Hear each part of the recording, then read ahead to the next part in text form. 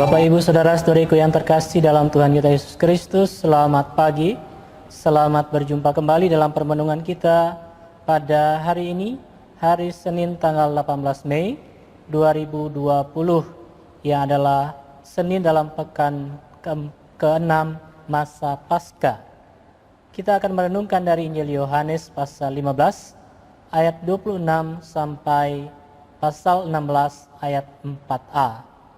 Mari kita buka dengan tanda kemenangan Kristus. Dalam nama Bapa dan Putra dan Roh Kudus. Amin. Dalam amanat perpisahannya, Yesus berkata kepada murid-muridnya, "Jikalau penghibur yang akan kuutus dari Bapa datang, yaitu Roh kebenaran yang keluar dari Bapa, Ia akan bersaksi tentang Aku. Tetapi kamu juga harus bersaksi, karena kamu dari semula bersama-sama dengan Aku. Semuanya ini kukatakan kepadamu, supaya kamu jangan kecewa dan menolak Aku. Kamu akan dikucilkan, bahkan akan datang saatnya bahwa setiap orang yang membunuh kamu akan menyangka bahwa ia berbuat bakti bagi Allah. Mereka akan berbuat demikian karena mereka tidak mengenal baik Bapa maupun Aku. Tetapi semuanya ini kukatakan kepadamu, supaya apabila datang saatnya kamu ingat bahwa Aku telah mengatakannya kepadamu." Demikianlah Injil Tuhan. Terpujilah Kristus. Bapak, Ibu, Saudara-saudariku yang terkasih dalam Tuhan Yesus Kristus, tugas mulia yang diberikan Yesus kepada murid-muridnya adalah mewartakan Injil ke seluruh dunia.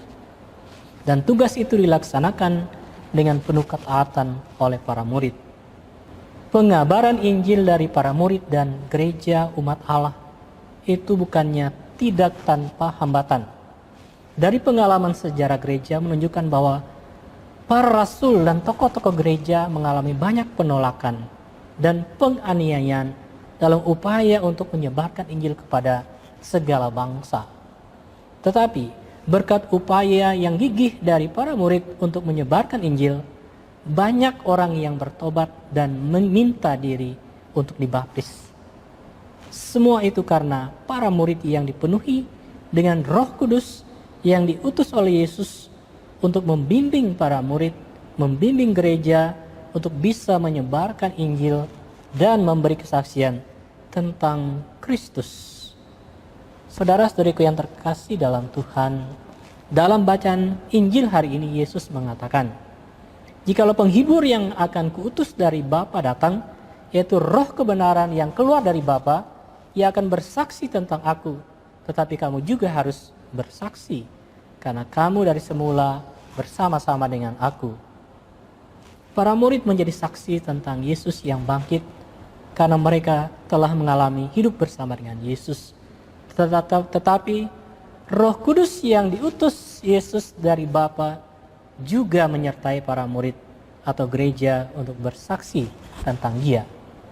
Sehingga meskipun di tengah banyak penolakan dan rintangan, kita yakin bisa bersaksi tentang Dia karena Roh Kudus yang diberikan Yesus kepada gereja selalu bekerja untuk menuntun kita melakukan karya-karya baik yang Tuhan percayakan kepada gereja, karya besar Allah dalam Yesus Kristus yang harus dihadirkan oleh gereja di tengah dunia ini.